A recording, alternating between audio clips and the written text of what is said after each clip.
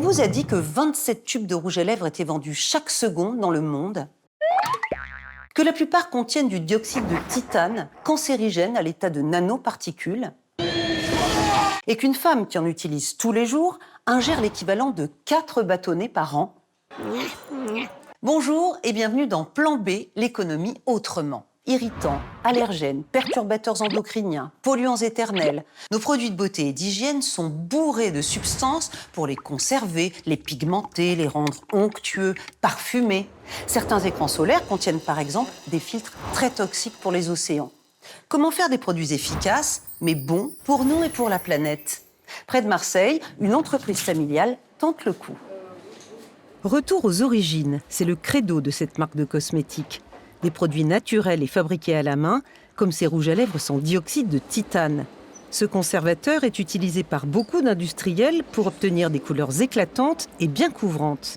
Aujourd'hui, c'est un conservateur qui est interdit en alimentaire. Donc c'est vrai que le mettre sur ses lèvres quotidiennement, ça pose question. Donc voilà, pour nous, c'était vraiment un prérequis de ne pas avoir de dioxyde de titane dans nos rouges à lèvres.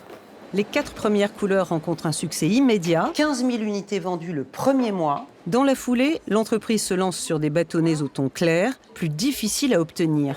Ils avaient des aspérités, donc des petites bulles, des stries qui sont pas mauvaises, c'est juste que visuellement, c'était pas conforme pour nous. Si les clients reçoivent un produit comme ça, pour eux, ça va pas leur convenir, donc il fallait qu'on règle ce problème-là. Maîtriser la composition de ces produits suppose de créer des formules maison, un investissement lourd. Pour ces nouvelles couleurs, on a mis à peu près 6 mois et pour les anciennes, on avait mis à peu près 1 an le temps de récolter tout et de faire le plus de tests possible. Au final, la marque remplace le dioxyde de titane par l'oxyde de zinc, sans danger dans le cas de ces rouges à lèvres. Autre parti pris de l'entreprise marseillaise, limiter le nombre d'ingrédients.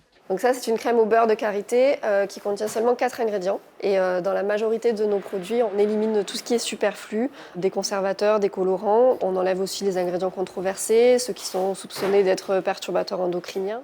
Au final, la marque remplace le dioxyde de titane par l'oxyde de zinc, sans danger dans le cas de ces rouges à lèvres. Autre parti pris de l'entreprise marseillaise, limiter le nombre d'ingrédients. Le soleil est nocif et donc à partir du moment où on est exposé au soleil, ce qui est le cas de tout le monde, il faut mettre une crème solaire. L'oxyde de zinc, ça reste une matière qui est pour nous la plus saine possible. Donc voilà, on a travaillé en tout cas pour proposer le meilleur compromis possible avec notre crème solaire. Un compromis qui fait le choix de la santé humaine, mais pas toujours de l'environnement. Chez Yuka, une application en ligne adoptée par 69 millions d'utilisateurs dans 12 pays, on surveille de très près les crèmes solaires et la meilleure n'est pas toujours celle qu'on croit. L'oxyde de zinc, c'est le filtre UV. C'est un des 2 filtres UV qui peuvent être utilisés dans les produits solaires bio. Le problème, c'est qu'il est classé en Union européenne comme très toxique pour la vie aquatique. Des filtres chimiques peuvent être tout à fait efficaces et inoffensifs.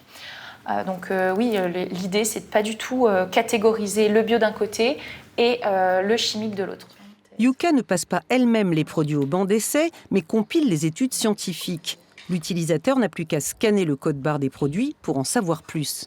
Les ingrédients sous forme nano sont particulièrement discutés. Quand c'est écrit nano, ça veut dire qu'il y a au moins 50% de la composition de l'ingrédient qui est sous forme nano. Quand c'est pas écrit sous forme nano, ça veut dire qu'il y a moins de 50%, mais ça ne veut pas dire qu'il n'y en a pas. L'application préconise donc d'éviter l'oxyde de zinc et surtout le dioxyde de titane sous forme nano. Bonne nouvelle pour les consommatrices de rouge à lèvres, les marques les plus sûres ne sont pas les plus chères.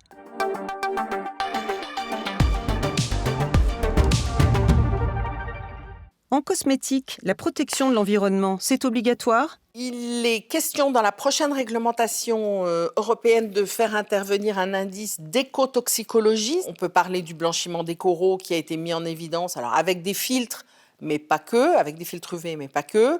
Il y a un gros programme européen sur les poissons clowns, comment ils se comportent vis-à-vis de filtres solaires dans le milieu marin. C'est de plus en plus regardé, de plus en plus travaillé, mais il va nous falloir des critères objectifs.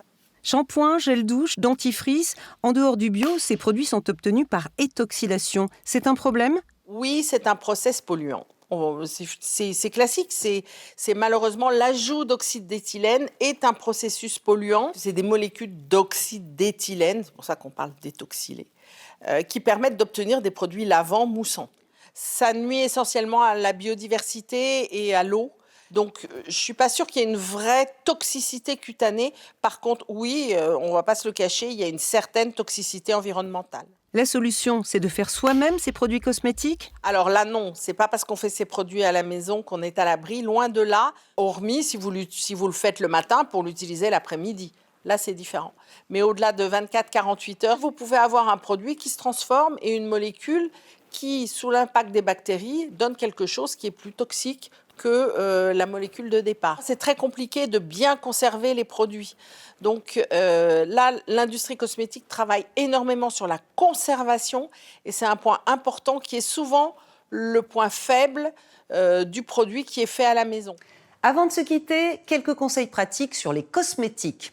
Fuyez l'oxybenzone, appelé aussi benzophénone, présent dans certaines crèmes teintées ou crèmes solaires. Ce sont des perturbateurs endocriniens et des toxiques pour l'océan. Écartez le BHA et BHT, ils conservent vos cosmétiques, mais pas vous, ni les milieux naturels. Soyez attentifs aux composants indiqués nano, qui peuvent être cancérigènes. Et si votre priorité est l'environnement, privilégiez le bio. À la semaine prochaine, ou sur notre site internet, Facebook, X et mes pages LinkedIn et Instagram. À bientôt!